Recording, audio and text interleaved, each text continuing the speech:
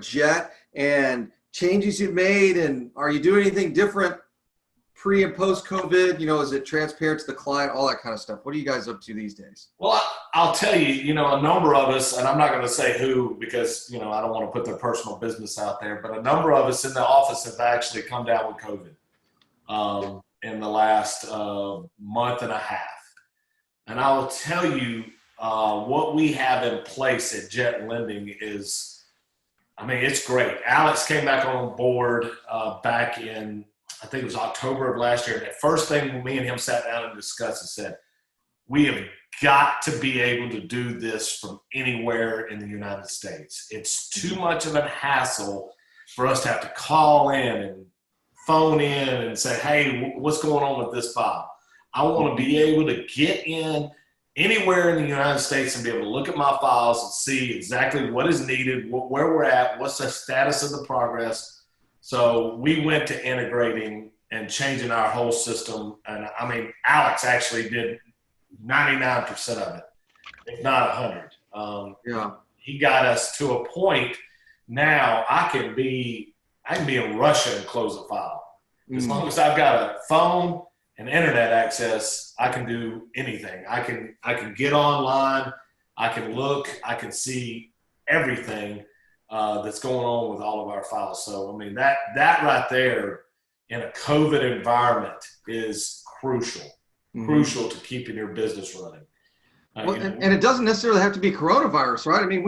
We got 2 hurricanes Tuesday night, so still got to be able to run business even though you're in Houston. Yeah, and I will tell you some of the systems we use. We use Microsoft Teams now. We've switched everything over to Microsoft Teams as far as deal analysis, uploading comps, talking about a individual file, talking about final numbers or appraisals or anything. It's all done on Microsoft Teams. And then we moved our secured platform to ShareFile, Citrix. ShareFile. You can access it anywhere. You send documents for signatures. You can send documents from anywhere in the United States as long as you've got the login and internet access. It is absolutely awesome. Absolutely awesome. I can't praise Alex enough for this. He has definitely put us in a position for success no matter what happens, no matter if it's a hurricane, COVID, presidential election, it doesn't matter what it is. or when we get the occasional snowstorm or the hard freeze, right? Like the whole world shuts down for like 3 days. So, especially in Texas. In Texas, yeah. So you guys y'all were already on the modernization track as early as October. Yes. So did you have to implement, was there a whole bunch more stuff you had to implement starting in March, or was it already pretty much, you guys were already there? It wasn't a whole lot we had to implement. We just kind of had to shift what we were using. We already had a cloud-based a cloud-based hard drive that was a hard drive that was at the at Jet Lending, but we could access it. But the dial-up on it and all that stuff, it was literally slow as moving as molasses. Yeah. And we just can't do this anymore. We got to put ourselves into a position that we are successful no matter what, because there's no telling what could happen. We go to Vegas for trips to the Hard Money Lending Association or Private Money Lenders Association that's out there every year. And, we're there for almost a week. And you can't shut down operations when you've got your loan officers over there and everybody. Still got to be able to do that kind of stuff. And that was when me and Alex and the whole team kind of sat down in Vegas and said, hey, this is already helping us. So Alex kind of got everything started very, very quickly and shifted us to that first part of New Year. We just said, hey, we're going, January 1st, 2020, we're going all digital. So I know one question you guys would probably get, because you do host that big event once a month. How is not being able to not only host that event, but participate in all these other real estate events, how has that impacted y'all's business? You probably saw a temporary little drop, but then after that, it was almost probably about business as normal, right? We didn't even see a drop, Jason, to be honest with you. No drop at all. I can honestly say that we have been consistent throughout the whole time of COVID. as far as loans closed, as far as the amount of clients that we're reaching, because of, and I got to toot Alex's horn again, him coming on board and us doing webinars, us always constantly being on social media, always having a presence on social media and doing things like we're doing today and talking to and letting investors see that we're real people and that, we want to help you be successful in your real estate ventures. Mm-hmm. So, I mean, honestly, I did not see not 1 minute of drop off time. Mm. Yeah, it's interesting because I can tell you there's probably not a lot of businesses that can say that, right? Where there's been, COVID drops off and they're just in a real rough place.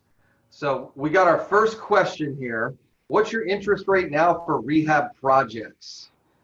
Interest rates are for rehab projects for short-term loans are anywhere from 9.9 to 13.9 on interest rates, probably 3 to 4 points up front. The way that we figure that out is a full picture of the property. We want, and the client as well. We want to have a good snapshot. And then we go into our loan committee and say, hey, how many deals has this guy done? What's his credit score? Yes, it is asset based, but we want to have a good picture of the type of client we're dealing with, how much cash reserves you have, and is this a good rehab? And then we make our decision upon that. Now, we also ask up front. This is something that most lenders don't do. We ask, hey, where do you want to be with your rate and term? Now, sometimes we get ridiculous answers. I want to be as low as 5%. Can't get that on hard money. You just cannot. If you're looking for that, you need to go build a relationship with a bank or somebody. Mm-hmm. I don't know many banks that are going to give you 5% on a distressed house. Well, so that there's actually a good point. We saw a lot of banks pull back that month to 6 weeks after the first closure, and we were still closing loans with you guys. So it was amazing to me that the banks may have real low rates, but when there's a long, tough hill to climb, a lot of times they pull back. They're the ones first ones to pull back. So if you don't have a multi-decade relationship with a bank, a lot of times they're not lending as soon as they see a little bit of problem in the waters, if you will. Yeah. And I think in June we closed almost 2 million, something like that in total real estate with Jet Lending. Yeah, we've got to be close to 2 million. It was somewhere around there, something ridiculous. We bought. I'm here in the Heights. We bought a 4-unit in the Heights. We bought Chapman and Weiss, which was a small apartment at like 700,000. This thing over here was 4 and some change. And then I'm trying to remember what else we bought. We bought 2 or 3 other little things. So yeah, I mean, it was no stopping for us. And that's another good question for you. New investor versus more experienced guys. I assume the experienced guys just keep going. Like they just, how many new investors are you working with versus more experienced investors in the moment? You know what? We kind of saw that coming. The new investor, I've had very few. They're still coming around and they're still hungry, trying to find deals. But the seasoned investor right now that's actually they're cleaning up because they know exactly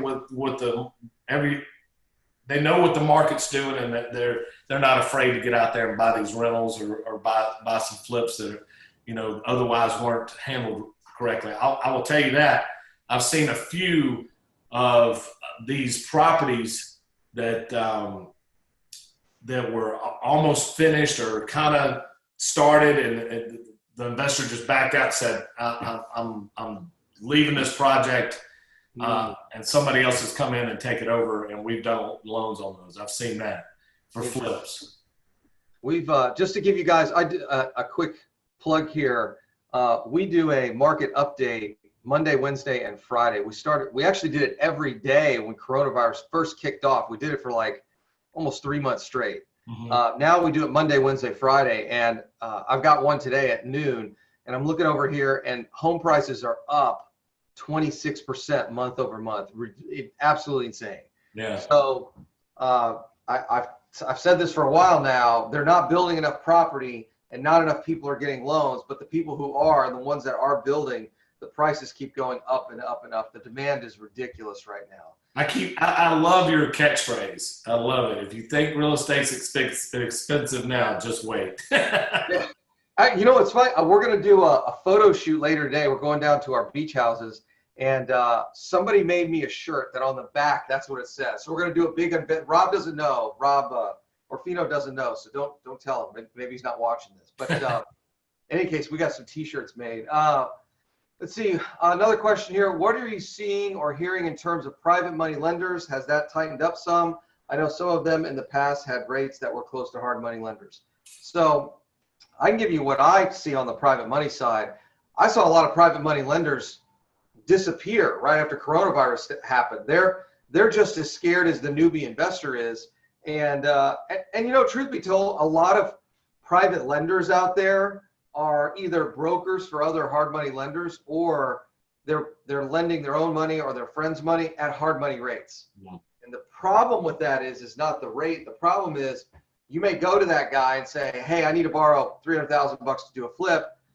Closes in, I don't know, we're still trying to get it under contract, may close next month, the month after. Once you get under contract, you call the guy and he's got no money. Oh, I already lent all my money out. So you spend all this time establishing a relationship with somebody who's not a professional borrower or a professional lender. And I think that's one of the big reasons we work exclusively with Jet, is because we've already got a relationship with you guys, and we call you up and go, hey, Rob, I got another one. You go, okay, send me over the details, and then we just get it going. So I've never called up there and you guys have run out of money. So you must have a printing machine in the back room somewhere. I had to bring some of it, some of the machine home. It's part there you go. That's it. That's the money printer, right? That's the money printer right over there. You know what, Jason? When COVID first hit, I saw a number of people that were jumping ship and coming. Hey, look, I got to close this. I had literally had 5 deals. I think I counted 5 deals. Somebody calls me and says, I've got to close this in 2 days. I'm like, you talking about heart rate going up, everything? Like, what? 2 days? At least 5 of them, I got all of them closed within 2 to 3 days. The lender, it was all private money lenders. They all backed out. They all said, no, I'm not doing this. And we got those deals closed. A lot of people build these relationships with these private money lenders. We're a private money lender. Yeah, we're saying we're hard money, but the only reason we say that is because we're brick and mortar and we lend on a hard asset. That's the only reason it's called hard money. But it's still our money that we're lending out. We have bank lines that we have that Eddie signs a personal guarantee on it just as well, you know, and we're still lending this money out. Now, is it more expensive than private money? There's a cost for availability, you know? Yeah. There's a big, huge difference between calling Jet Lending and always them being available for you and calling a private money guy and say, oh, man, I've got all my money lent out right now. But if you give me, 2 weeks, I can get you going on a project. You've lost that deal. Well, so let's talk about the other side of private money. When a hurricane's coming into town, you guys don't call me 5 times a day. Hey, have you seen it? There's a hurricane coming. Oh, are you guys ready? I mean, and it's like, yeah, everything's fine, man. But I get from my private money lenders all the time. They get, they're freaked out about this machination in the marketplace, or there's a storm coming, or that. And it's like, especially after storms come through, we've had this where parts of the city are flooded, and I got private lenders that are calling me saying, Jason, have you gone out there and looked at the property? I'm like, look, man, I have more financially at stake than you do. Just trust me. As soon as the water recedes, I'll be the first one out there and I'll call you. But I'm like, but we got flood insurance anyway, so who cares? Yeah. But in any case, it's always been kind of funny when working with private lenders. Everyone thinks it's kind of the end all be all, if you will, of borrowing. And I'm like, that's not really the case. It's much easier for you to establish a relationship with a hard money lender and work with them exclusively than it is to work with some of these private guys. Yeah. One of my questions here, and I can't see the name, they said, can you give more insight on why business hasn't dropped? Also, what are your predictions of the real estate landscape a year from now? That is probably not best for this webinar. I do one at noon, and that's more suited for that. I just dropped the link in for the noon webinar because that webinar is a full-on hour. It's all analytics. It's all data and all that stuff. And I don't really want to turn this into that. This is a good question for you, Rob. what are your recommendations for first-time investors? And probably add a little bit of advice in there, if you're getting started now in the middle of coronavirus. I will say this for first-time investors: if you're sitting behind a computer waiting on the deal to come in, stop what you're doing, because to be a good investor, you have to learn and build your team around you.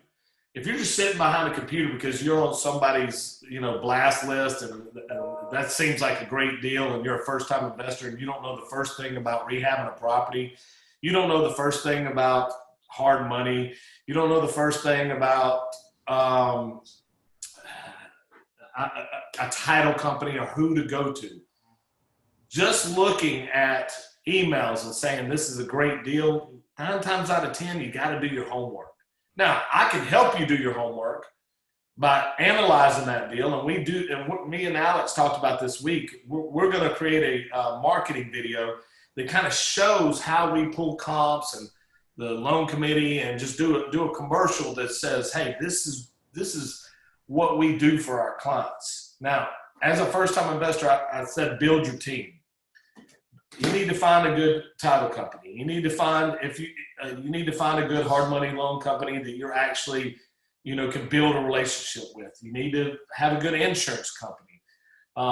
You need to actually research and learn how hard money works, because if you buy the property under the hard money model, then you'll probably never fail.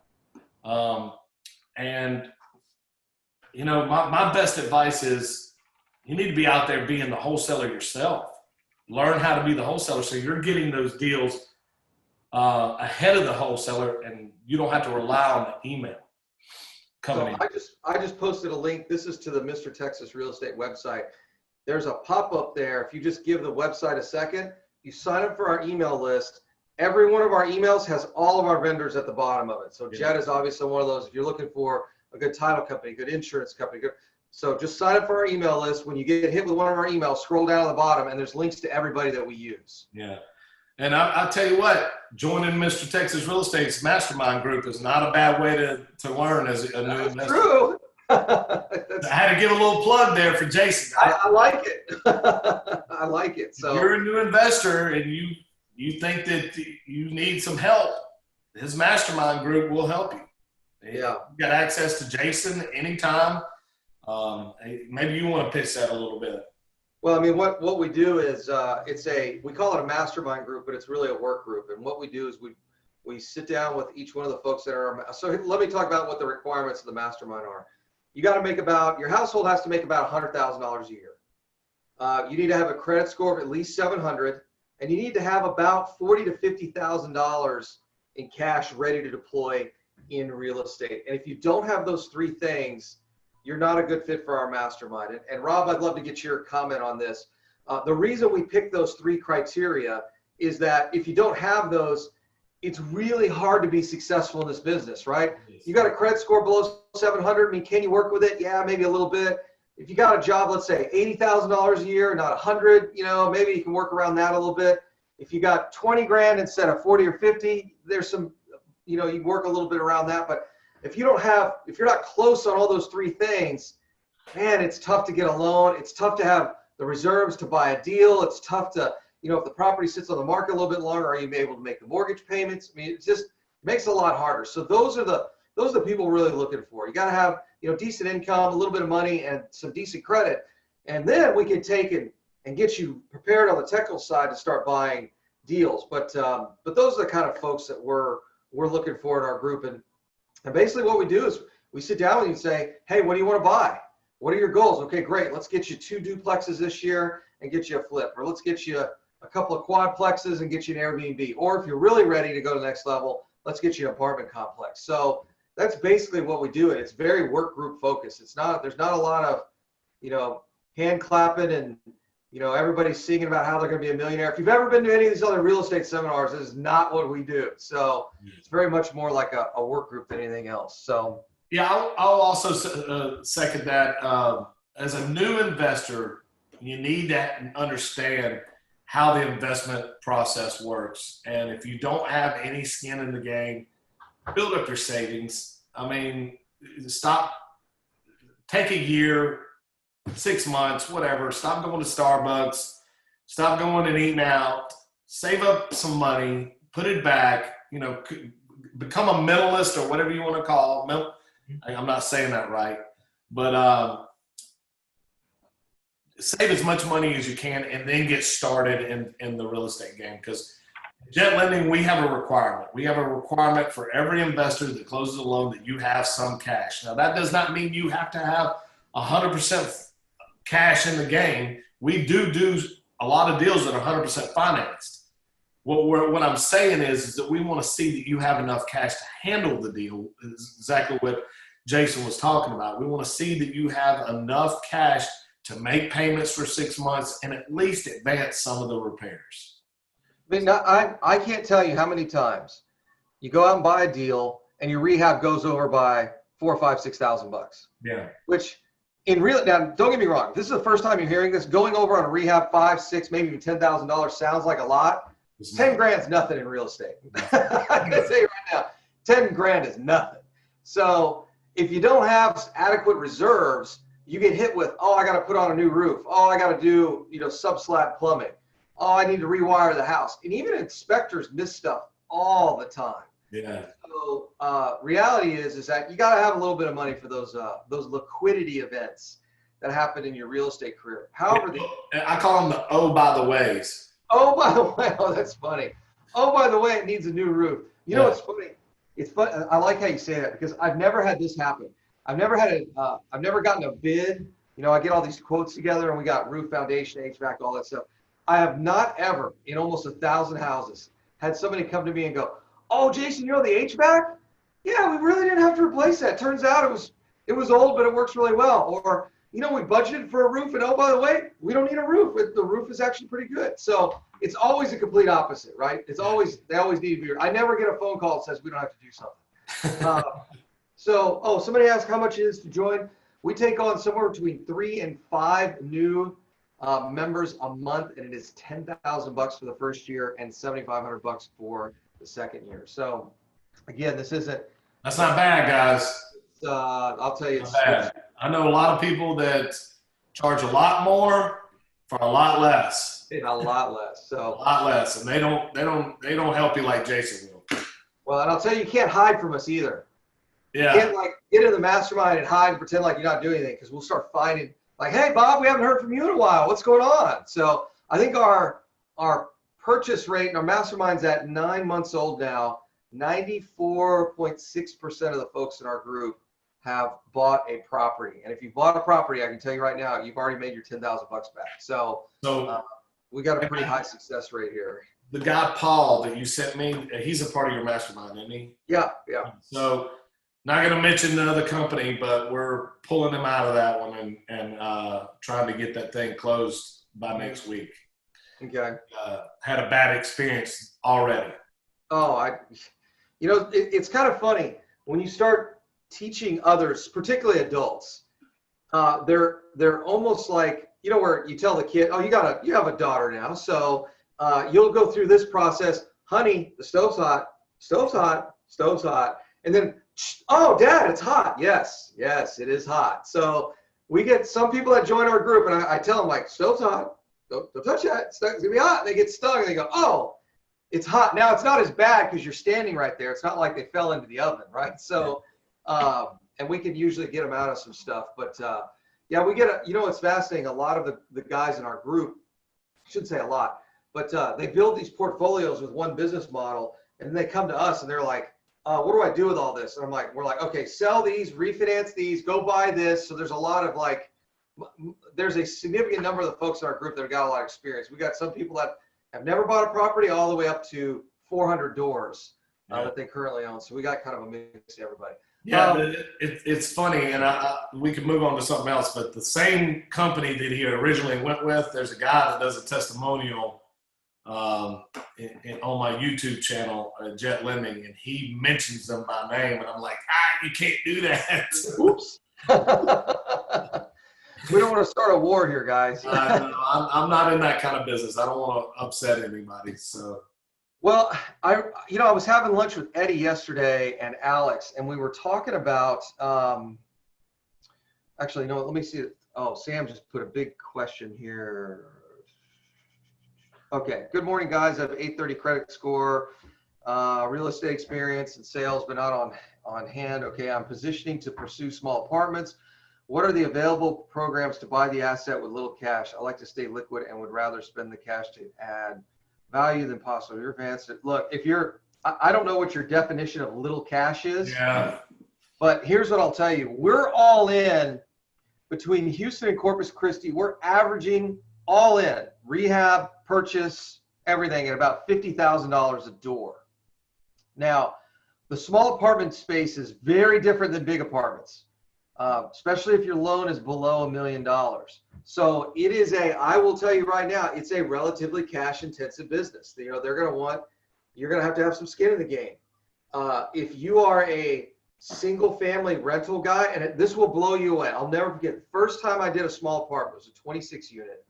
And I'm talking to a bank, and the bank said, well, what experience do you have with 26 unit apartment complexes? I said, well, we flipped and wholesaled over 1,000 homes in 6 years. They said, no, what about small apartments? And I'm like, well, I do single family. They're like, no, this is small apartment. Like, there's a big difference. But in the eyes of a lender, there is. It's like, we want to see you've got experience in small apartments. So regardless of how successful you are in single family, even though you and I both know a lot of that stuff translates, it doesn't necessarily in the eyes of a lender. I'll give you a great example. So we just bought our first commercial building. It's our office building. Our rehab's almost done. It's a beautiful building. Well, now I'm getting the invites from all the commercial brokers to go, have dinner, go on hunting trips, all that other stuff. But before I bought that building, I was just some lowly little single family apartment guy.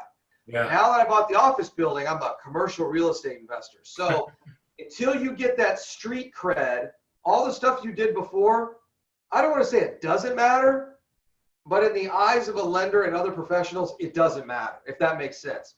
So your first couple of apartment deals, you're going to have to use some cash because they're just not going to lend you 100% regardless of how cheap you got it. I don't care how cheap you got it, right, Rob? I mean, that's probably the best way to put it. You're going to have 10 to 15% in the game. It's just how it is. We're preparing you, and then this is what I was going to say. I can sniff the guys out that are serious about the small apartments. I'll tell them up front, hey, the appraisal is going to be somewhere around $3,000. When they say, wow, I lose interest at that point in time. If they say, okay, let's get this done, then I know they're serious. Yeah. The first thing out of their mouth is, it's really that expensive? I'm like, it's a commercial appraisal. And that's where it starts. That's where it starts. 3G is where it starts. if that scares you, I'm not interested in talking to you very much anymore. Go get you a single family house, and then we can do some business. Yeah, if you do a syndication, just the syndication, inspection, appraisal, you're going to be in 10, 12 grand. Yeah. It's easily $1,000 a door. Yeah. Just in due diligence before you even decide if you want to pull the trigger. So you really got to know what you're doing. Yeah, appreciate the answer. Agree with you. 10 to 20% is reasonable. Then Sam, I think that's a reasonable expectation. Yeah. You're going in and do $1 million deal. You're going to need at least 200 grand. Well, I mean, your long-term lender is going to have you at 20 to 30%. So if we put you in at 10, you've got automatic equity going into when you refi out of ours. And, it's a big misconception because people will call me and say, hey, I need to close on this fast apartment deal. Well, does it need rehab? No, this is fully occupied. Well, I may not be your guy for that, Yeah, why would you do that?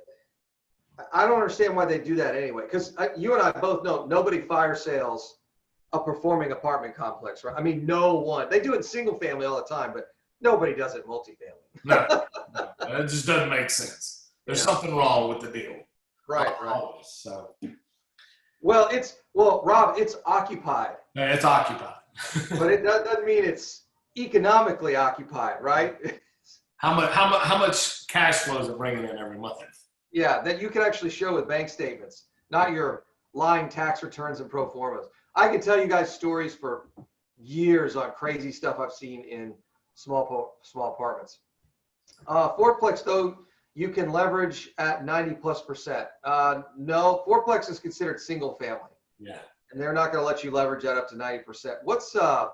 I know you're not a Fannie Mae guy, but what is Fannie Mae on a quad? It's got to be 70, 75%, maybe. I don't know. I really don't. I'd have to ask. I think it's 70, 75%. Yeah. And truth be told, we've got a better program. You guys do non-QM. Yeah. And that's how we do a lot of our loans. So non-QM is non-Fannie Mae, non-Freddie Mac, non-government sponsored loans. And that's what we do with our fourplexes, duplexes, triplexes. Just a lot easier to get the loans done. And they understand the cash flow component better than your Fannie Mae lender. So they don't dig into your tax returns. They don't dig into your bank account. So where did this deposit come from? I need a letter that says your mom gave you this money in 1957. They don't do all that stuff. So. Yeah, that's one thing you'll find out about our group is we very quickly get into the commercial space, and that's working with Jed is obviously. I mean, really, what you guys do, y'all are commercial lenders. Yeah. You're bridge financing for commercial lending. You do small apartments, and you do single family, and they also do Airbnb, guys. We actually bought an Airbnb from them last year. That yellow house you guys took back, we bought that one, rehabbed it. It's San Leon, if you remember that one, Rob. I remember San Leon. Did a beautiful rehab on it, and the thing is constantly full. I mean, it's turned out to be such a great deal. And I think we're in the middle of refinancing an entire Airbnb portfolio right now between that and all the stuff we got on the beach. Yeah. But that's the best way to do small apartments. So what else, Rob? Like, do you want to talk about like the personal stuff with coronavirus, or you just want to stick to the business stuff? I mean, what do you want to do? Talk a little bit personal and then go back to a little bit of business. I just kind of want to give a little forethought to why it's important to handle yourself the right way if you are to come down with COVID. First off, this is just my experience. I'm not going to get political about this. I'm not going to talk about politics. So if you're watching expecting to get into an argument about politics, that's not going to happen. Guys, the rapid test, in my opinion, is 100% ineffective.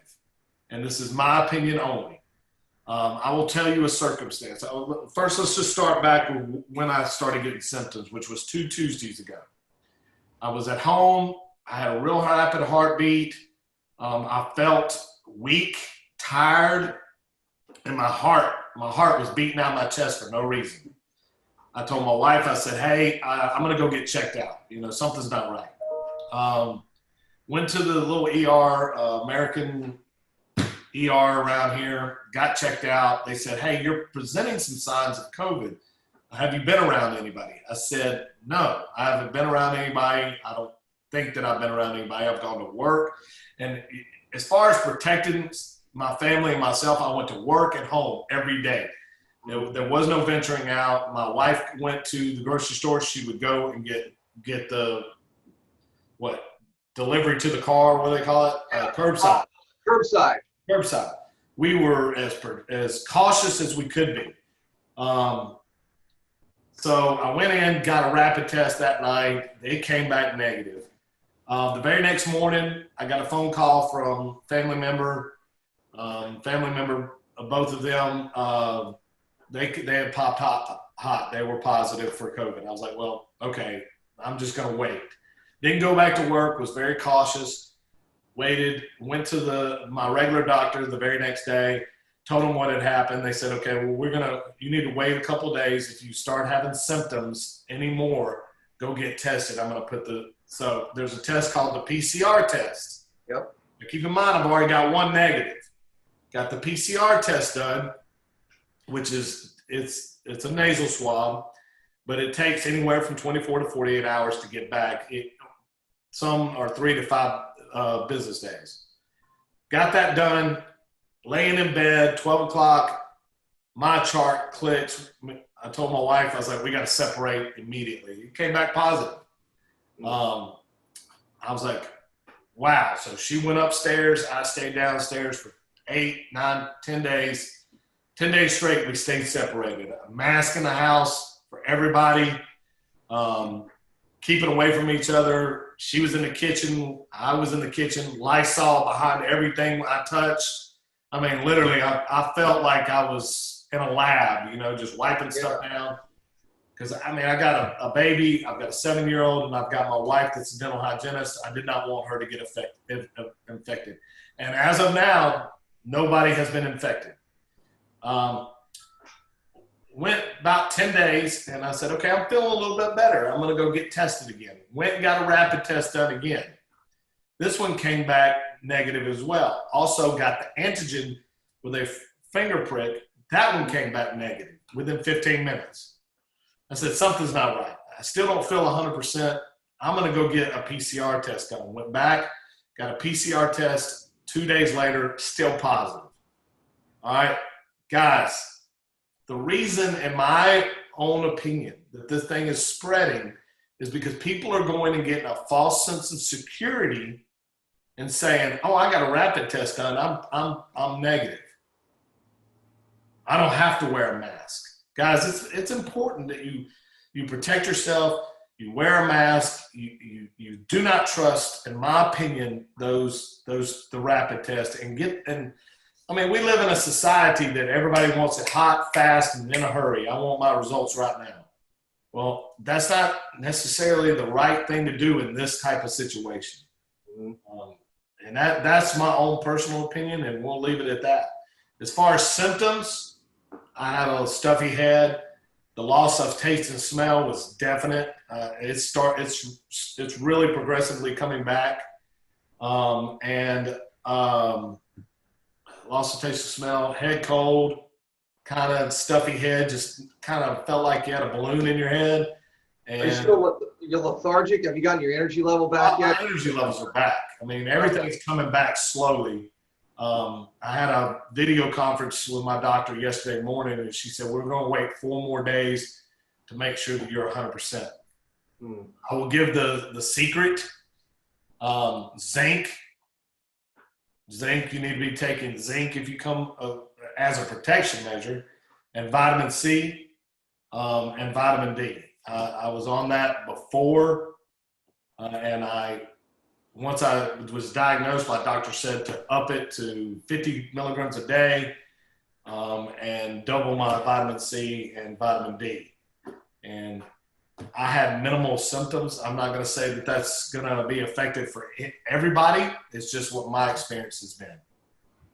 Yeah, we've, Rob and Catherine, all of us, and I've actually traveled a couple of times since coronavirus, and we've not gotten, at least to the best of our knowledge, but we're on like a full gram of vitamin C a day, 5,000 units of D.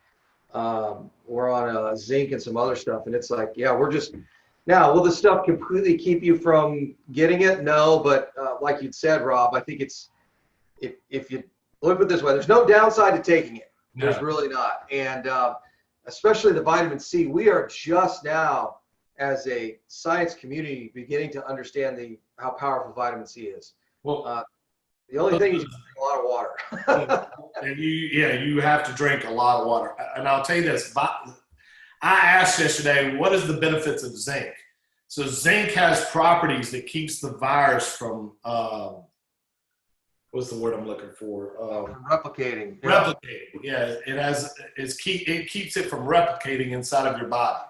So the more that you take, the more, and you don't need to overdose. You need to take as much as the doctor tells you, which is 50 milligrams a day is all you need. And it will kill the virus quicker than it would if you weren't taking anything. I think what's been amazing to see with this particular disease modality is the fact how fast it replicates. And so anytime you could slow that down a bit to allow your body to mount a really good defense is ideal. And that's what all these little vitamins and stuff are for. They're not going to cure it. They're not going to keep you from getting it. It's just when you do get it, it's going to be a very mild case. And you hope. Well, yeah, one hopes, right? We still don't understand the difference between who gets it in a mild case and who gets it in the most severe case, even in each age bracket. So, yeah, we're doing the exact same thing. So, if you guys really want, you can follow a lot of this stuff that gets into the science over at Peak Prosperity. I'll share that link Chris Martinson was doing a science update every day until a few weeks ago, and now he's just doing it. Tuesdays and Thursdays. But if you want to follow these guys, he's unlike a lot of the stuff you guys are seeing that's put out there on YouTube. Chris Martinson has a PhD from Duke in pathology, so he actually understands the science. This isn't some weirdo conspiracy guy, but yeah, I highly recommend you guys follow this. He's got a whole thing on what he's doing to ensure that he doesn't get sick, or when he does, it's going to be a lower tier virus. So there's one more thing I kind of want to share, and it kind of freaked me out, but it is a reportable disease to the health department. Mm-hmm. So if anybody's watching this anytime in the future and you end up getting a phone call from the Harris County Health Department, be accommodating, because they're just trying to help you and help the situation. I was very shocked that they had my information, and they explained very calmly and nice, hey, this is why we're doing this. We're trying to trace this to try to minimize what's going on, and I was as helpful as I could be to them. You got to understand that everybody's trying to do at this point in time is eliminate this thing. Yeah. And there's a lot, I'll tell you the other thing, Rob, there's a lot we don't know. So there's a lot of, like when you get chicken pox, the reason we had to come up with a vaccine for chicken pox is because you get shingles. It changes to shingles later in life. So we don't know the chronic effects of this thing. And yeah, I think what you guys are doing makes sense to me. I'm sure it totally sucks, right? You got to quarantine in your own home. Yeah, it does. I mean, I'll tell you the worst part about it is psychological. And, I've been to combat 5 times. And I have actually told one of my neighbors, this was probably one of the most hated psychological events that I've ever had to go through. When you wake up every morning, you're wondering, is today going to be the day that I take a turn for the worst? Is today the day that I'm going to end up in the hospital? Or better yet, is today the day that one of my family members I gave it to because I didn't know I had it, and they're going to take a turn for the worst? And that's still kind of going on every day. Every morning I wake up and I ask my wife, how you feeling? You feeling okay? You need anything? We're still, sleeping in different parts of the house just to be sure. But, it's scary, and if you love your family, like if you didn't know, I have a 7-month-old, and my family's everything to me. And I'm telling you right now, if anything happened to them, I'd probably lose my mind. So that's how awful is it too? Because then you can absolutely say, oh man, I was the one. I ended up bringing it home, right? That's the painful part. Well, I just put the Jet Lending website in there. What other kind of contact info do you want to give them, Rob? You've got access to the chat too on your side. If you want to add any info. If anybody's got a deal that they need, they can call me at this number. We evaluate the deal. I'm going to also put in some basic information we asked for real quick. Y'all can copy this down and email it to me, or cut and paste and put it in some notes, whatever you got to do. But this is some very, very simple information. And all you got to do is just answer these questions right here, and we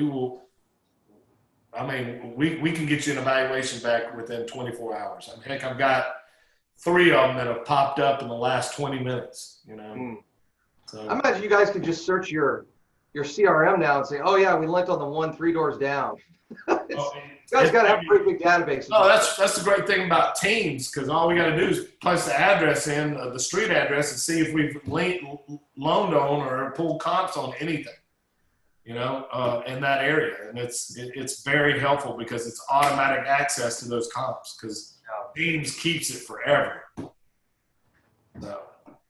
All right, Rob, I appreciate any other questions, comments you guys have. I think we got to all of them. Let me look. Last minute comments, last minute questions. So this will be available on YouTube. It's already up streaming live on YouTube. So if you guys want to watch it later, Rob, I'll send you the link. I think I put it on my personal YouTube. I'll switch it over to our business one. So I'll send you guys the link so you can watch the replay. But Rob, thanks for coming on. And It was great, man. I appreciate it. guys, we're still buying and flipping stuff. They're still lending to us, so go out and buy some stuff. Yeah, hopefully this is helpful. Hopefully that little tidbit about my personal experience, hopefully that's helpful for everybody, and the word will get out there. And maybe you and I can slow this thing down a little bit. Yeah, I don't know about you, but I'm I still go out. In fact, I'm going out for lunch today, but I'm really tired of going to restaurants and of course no bars, no sports, nothing. Restaurant with 10 people in it. And you're like, where is everybody? It's crazy. It really is. I never thought in a million years it would be like this. It really is weird. Well, Jason, you have a good day. Don't want to keep you from your next webinar. I know you're going right into it, but appreciate the time today, and thank you so much. You bet. Thanks for coming on, and we will see you guys later. All right.